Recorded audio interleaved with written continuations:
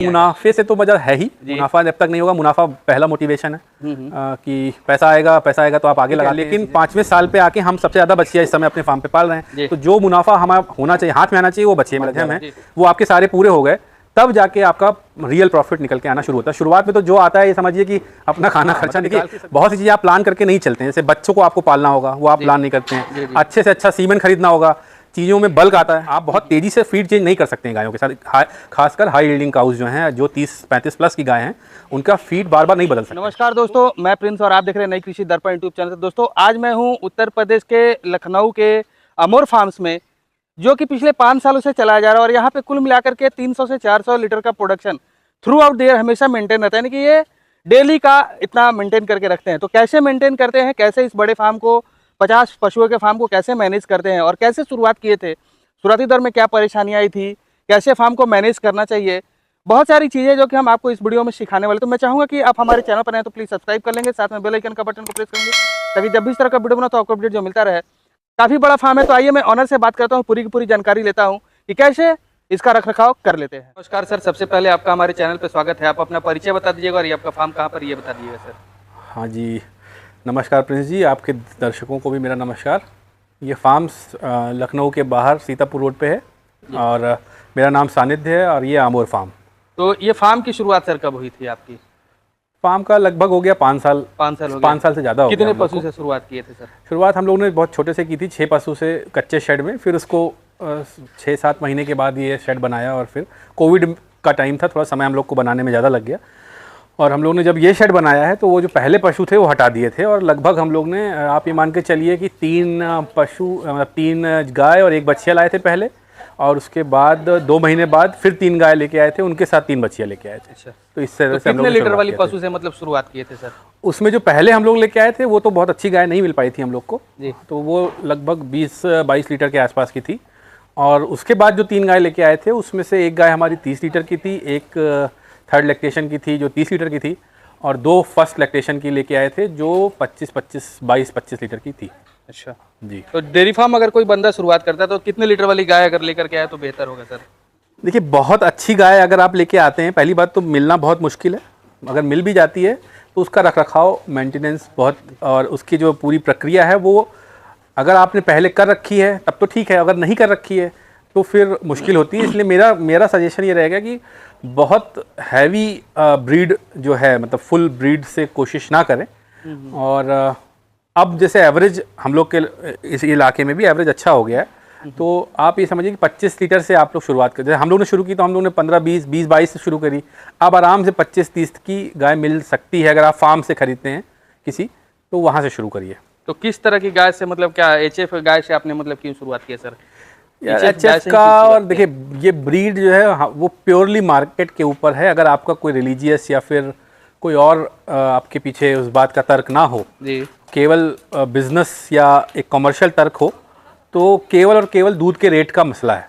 अगर आपके इलाके में देसी गाय का रेट आपको मिल जाएगा तो आप देसी पालिए जी, और भैंस पालिए और गाय पालिए, लेकिन जो HF है अगर ये आपसे थोड़ी सी मेहनत ज़्यादा करवाती है जी, जैसे ये आपको गर्मी बहुत मानती है, ये अब जैसे अब जो आप आज तारीख है 31 मार्च, ठीक है, और जो हाल गर्मी का है आप देख ही रहे हैं, गर्मी काफ़ी होने लगी है जी जी, तो मतलब ये गर्मी इनके लिए दिक्कत है। आप किसी गाय पे अगर फोकस करेंगे तो देखिए ये बैठे बैठे ये हिल रही है गाय जी जी, तो अब जैसे जैसे गर्मी बढ़ेगी, हालांकि लू उतना समस्या नहीं होती है जितना आपका ये ह्यूमिडिटी जब बढ़ती है, बारिश का टाइम जो होता है जुलाई, अगस्त, सितंबर, ये 3 महीने इनके लिए ज़्यादा कष्ट के होते हैं, जिसमें से जुलाई फिर भी चल जाता है, अगस्त सितंबर इनके लिए काफ़ी दिक्कत का होता है, और 15 सितंबर के बाद चीज़ें थोड़ी नॉर्मल होना शुरू हो जाती है। मतलब तो दूध की क्वांटिटी के लिए आपने इनका चयन किया, बिल्कुल, रेट अच्छा मिले, दूध की क्वांटिटी, ताकि ये ज़्यादा दूध देती अच्छे से कर सके। बिल्कुल, देखिए ये ज़्यादा दूध देती हैं, सीधी सी बात है। देसी गाय अब आप पालेंगे तो जो उसकी बेस्ट ब्रीड आप अपने फार्म पे लाके 3-4 साल लगा के जो तैयार करेंगे वो जाएगी 20 लीटर के आसपास पे देसी। बहुत अच्छी ब्रीड आप तैयार करेंगे तो, मैं एक आध लोगों को जानता हूं जिन्होंने गिर इस तरह से तैयार कर रही है, हम लोग भी गिर की ब्रीडिंग पे काम कर रहे हैं, हमारे पास 3 गिर हैं इस समय फार्म पे, उनकी 2 बच्चियां हैं, तो उस पे मतलब मेरा कहने का मतलब ये है कि वो जो 3-4 साल बाद जो बेस्ट ब्रीड आएगी उससे आप इसमें शुरुआत कर सकते हैं कि 20 लीटर की गाय बहुत आराम से एचएफ मिल जानी है। तो सर ये जानना चाहते थे, जैसे बिजनेस तो बहुत सारे थे, तो आपने इसी बिजनेस को क्यों चुना, इसके पीछे क्या कारण था आपका? इसके पीछे कारण ये था कि मैंने इंजीनियरिंग करी थी जी। और हम लोग नौकरी कर रहे थे। एक वो कॉर्पोरेट लाइफ थी, अच्छी लाइफ थी, अच्छा कर सकते थे, लेकिन वापस अपने काम से जुड़ना था। दूसरा ये कि आप कोई भी काम करते हैं तो वो आप अपनी पीढ़ियों के लिए करते हैं। जी जी। ठीक है, तो पहली बात ये हो गई कि नौकरी छोड़ के बिज़नेस में आना, फिर बिज़नेस में इसी को क्यों सेलेक्ट किया, ये बात हो गई। तो इसको इसलिए सेलेक्ट किया कि यार इसमें हमको ये लगता है कि इसमें सीखते सीखते अच्छा बना जा सकता है, पूंजी धीरे धीरे लग सकती है। जी जी जी। और आपका बाकी आप जमीन से और गांव से और जुड़े रह सकते हैं, खुला है। हाँ, मतलब ये सब अच्छा लगता है। तो आपका फार्म कितने एरिया में बना है सर? जो केवल डेयरी वाला इलाका है ये लगभग 2 एकड़ है। अच्छा, 2 एकड़ बोले तो जैसे गाय का एक रहने के लिए कितना जगह है इस साइड का? नहीं, ये 2 एकड़ नहीं है, मतलब डेयरी वाला इलाका, मतलब मैं जितने में, जैसे हमारी और भी खेती है उसको अगर हटा दें, जिसमें शेड है और हरा चारा और साइलेज, ये जितनी हमने व्यवस्था कर रखी है, ये 2 एकड़ की है। जैसे ये ओपन एरिया सर वो कितना? हाँ, तो वो हो गया लगभग 90 फीट।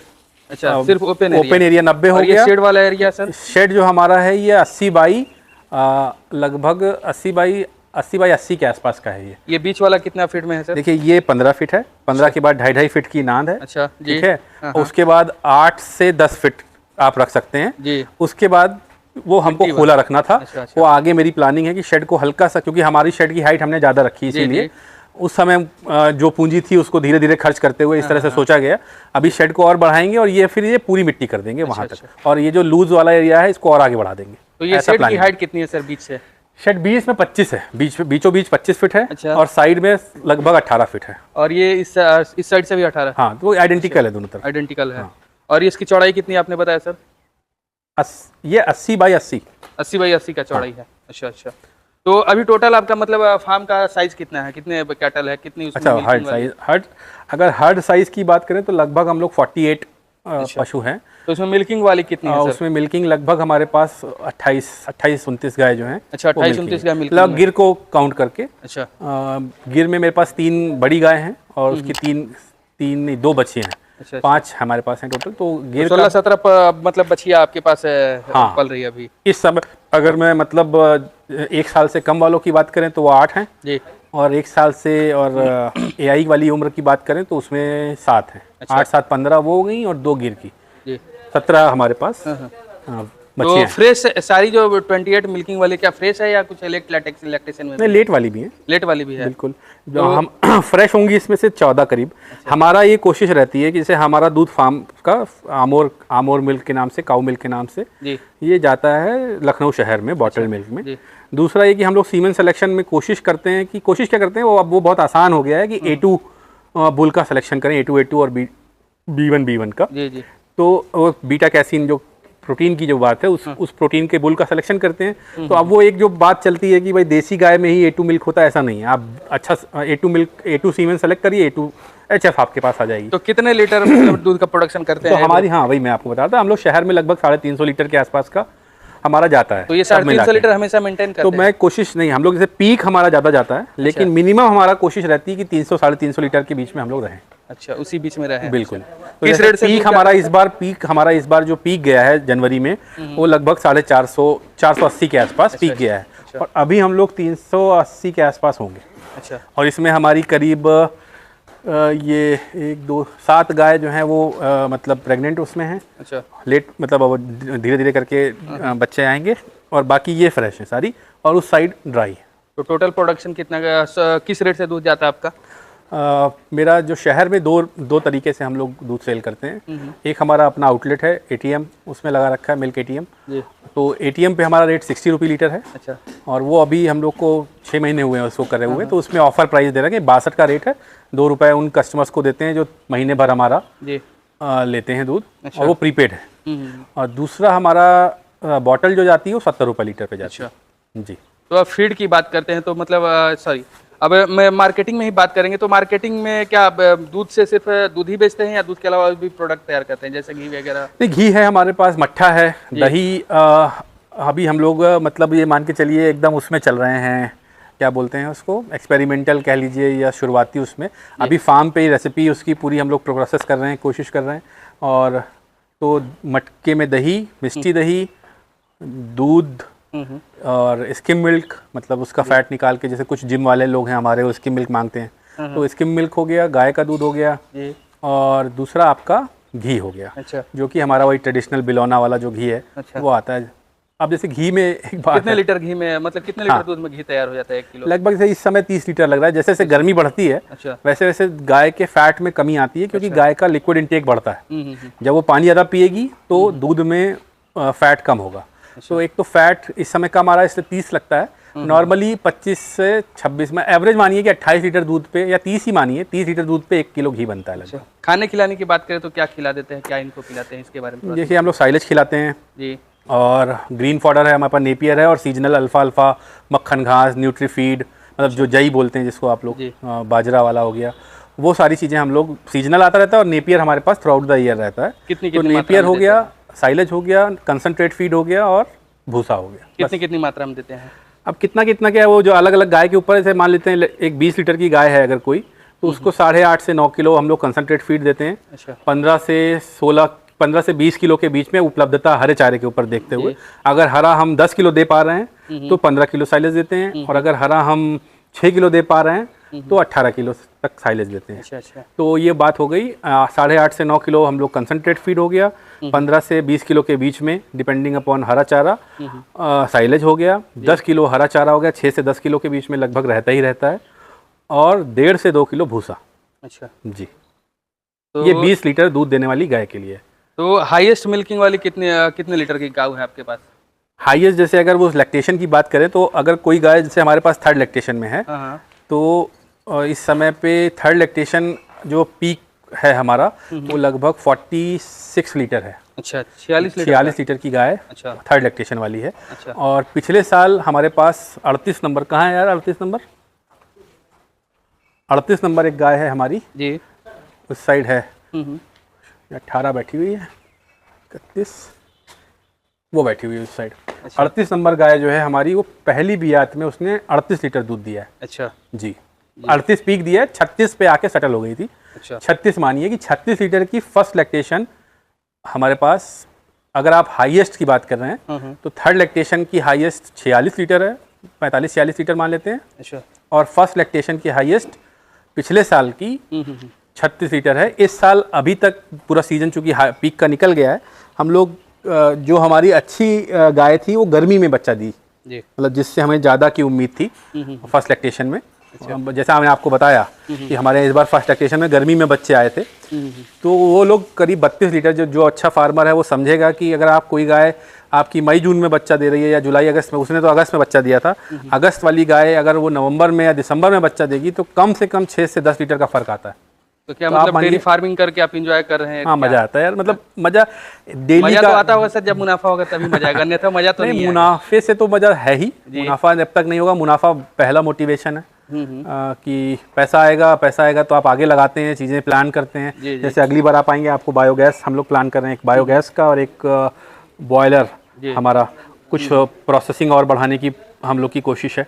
तो वो हो गया। कितने लेबर अभी रख रखा आपने सर? शेड के अंदर 3 लेबर हैं हमारे। अच्छा। 3 में मतलब 2 का काम रहता है, एक हम लोग स्पेयर में रखते हैं जी। जैसे कोई छुट्टी पे चला गया तो वो आ गया, और अगर जब तीनों अवेलेबल हैं तो वो लेबर जो है उससे बाकी कुछ काम जो रहते हैं वो करता रहता है। तो 3 हो गए शेड के लिए जी। और एक हमारा ड्राइवर हो गया जो फार्म से ले जाते हैं दूध जी। हाँ।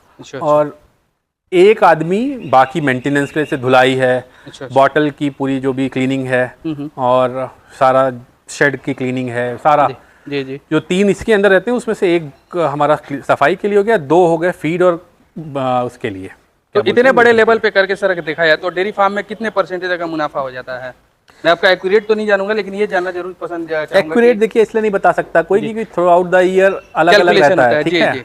और दूसरा ये रहता है कि जैसे इस समय अगर आप बात करें हमसे, तो हम लोग अपने फार्म पे सबसे ज्यादा बछिया पाल रहे हैं। अच्छा। जैसे कि अब आप कोई हमसे कहेगा कि आप 5वें साल पे हैं, आपका तो मुनाफा ज्यादा होना चाहिए। जी जी बिल्कुल ठीक है, लेकिन 5वें साल पे आके हम सबसे ज्यादा बछिया इस समय अपने फार्म पे पाल रहे हैं। तो जो मुनाफा हमारा होना चाहिए, हाथ में आना चाहिए, वो बछिए में लग जा रहा है। तो उस हिसाब से देखा, और चूंकि वो हमें रखना जरूरी है क्योंकि वो हमारी बेस्ट ब्रीड है। जी जी। इसमें से ये जितनी बछिया आप यहाँ देख रहे हैं, ये 1 2 3 4 5 6 7, ये 7 बैठी हैं यहाँ पे। इसमें से कोई भी गाय जो है अगर ये ठंड में बच्चा देती है तो ये 35 लीटर से 40 लीटर के बीच में फर्स्ट लैक्टेशन में बच्चा देगी, बच्चा कहने दूध देगी। ये इस ब्रीड की हम लोग आ चुके हैं, इस ब्रीड तक। तो अब ये है कि कुछ गाय हटाते जाते हैं, जैसे पिछले 2 साल से हम लोग गाय हटा रहे हैं कुछ तो उससे हम लोग को एक शेयर प्रॉफिट हो जाता है थ्रू आउट द ईयर गाय बेचने से। जैसे पिछले बार हम लोगों ने करीब 6 गाय हटाई थी अपनी। अच्छा। और इस बार अभी तक हम लोग लगभग 4 गाय निकाल चुके हैं और अभी 4 गाय की और गुंजाइश हम लोग के पास है जो निकालेंगे। अच्छा। तो एक तो उससे प्रॉफिट आ जाता है। बाकी मिल्क और मिल्क के प्रोडक्ट्स देखिए एक्चुअली क्या है, अभी डेयरी फार्म में मतलब शुरू के 3 साल सर्वाइवल के हैं, अगले 3 साल मान के चलिए कि सर्वाइवल से थोड़ा बेटर कि भाई साल में आपके पास अगर आपने मान लेते हैं कि 30 लाख रुपए का दूध बेचा, ठीक है, सब मिला के, तो आपके पास 5 लाख रुपए बच गया या 2 लाख रुपए बच गया अगले 3 साल तक। उसके बाद चीज़ें शुरू होती हैं, क्योंकि उससे पहले हर साल की नई ज़रूरत है। आपके पास छोटा जनरेटर लेके चलेंगे, जैसे जैसे हर्ड बढ़ेगा बड़ा जनरेटर लाना है, छोटी बीएमसी से शुरू करेंगे फिर बड़ी बीएमसी लाना है। एक बार जब आपका हर्ड सेटल करता है कि आपने मान लीजिए 100 गाय की प्लानिंग की है, वो 100 गाय आपके पास आ गई, उन 100 गाय की जो व्यवस्था आपके पास होनी है, मशीनरी है, स्टाफ है, सीमेन है, सिलेंडर है, सब आप बेहतर जो एक खर्चे के माध्यम है वो आपके सारे पूरे हो गए, तब जाके आपका रियल प्रॉफिट निकल के आना शुरू होता है। शुरुआत में तो जो आता है ये समझिए कि अपना खाना खर्चा निकाल के सब इसी में लगा देते हैं। तो नए पशुपालक भाई यदि डेयरी फार्म करना चाहते हैं तो उनके लिए क्या संदेश देना चाहेंगे?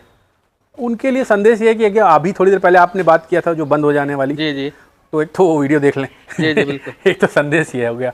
दूसरी बात यार ये हो गई कि छोटे से शुरू करिए, थोड़ी पूंजी अपने हाथ में रखिए, जी, बैकअप रखना जरूरी है। हाँ, मतलब देखिए बहुत सी चीज़ें आप प्लान करके नहीं चलते हैं, जैसे बच्चों को आपको पालना होगा वो आप प्लान नहीं करते हैं। अच्छे से अच्छा सीमेंट खरीदना होगा, चीज़ों में बल्क आता है, जैसे बल्क का मतलब जैसे आपको कोई 1 डोज नहीं देगा तो आपको 10 डोज खरीदनी पड़ेगी, तो वो पूंजी आपके पास होनी चाहिए, भले चाहे वो 10 डोज की आपको ज़रूरत ना हो उस साल, आपके 2 साल की डोज है लेकिन आपको शुरू में ही लगानी पड़ेगी। तो बहुत सी चीज़ें हैं, जैसे मेरा कहना है 1 गाय कम रखिए, सिलेंडर रखिए, अच्छा सीमन रखिए, छोटे से शुरू करिए और फिर चीज़ों को तेज़ी से लेके आगे बढ़िए और साइलेज ज़रूर बनाइए। ये बात पूरी बातचीत में नहीं आ पाई, इस बात को मैं बहुत जोर दे के कहना चाहता हूँ कि देखिए फीड जो है वो बैकबोन है। एक तो अच्छा कंसंट्रेट फीड रिलाय करिए और उस पर टिक के अच्छे कंसंट्रेट फीड को बार बार बदलना नहीं है। बदलने से क्या होता है, मैस्टाइटिस की समस्या आती है, ये लोग नहीं समझते हैं। आप बहुत तेज़ी से फीड चेंज नहीं कर सकते हैं गायों के साथ, खासकर हाई यील्डिंग काउज जो हैं, जो 30-35 प्लस की गाय हैं, उनका फीड बार बार नहीं बदल सकते हैं। तो स्टिक करिए अच्छे फीड पे, साइलेज ज़रूर बनाइए। आप 2 पशु भी रख रहे हैं ना, साइलेज भूसे से और चूनी चोकर से ज़्यादा लाभकारी है, वो पाचक है, गाय की हेल्थ सही रखता है, गाय ज़्यादा खा सकती है, वो बनाना आसान है, कोई रॉकेट साइंस नहीं है। 75 वीडियो यूट्यूब पे पड़े होंगे जिनसे आप साइलेज बनाना सीख सकते हैं। चलिए सर, जी, चलिए सर, काफ़ी अच्छी जानकारी आपने हमारे दर्शकों के लिए दी, इसके लिए आपको बहुत बहुत धन्यवाद सर। शुक्रिया।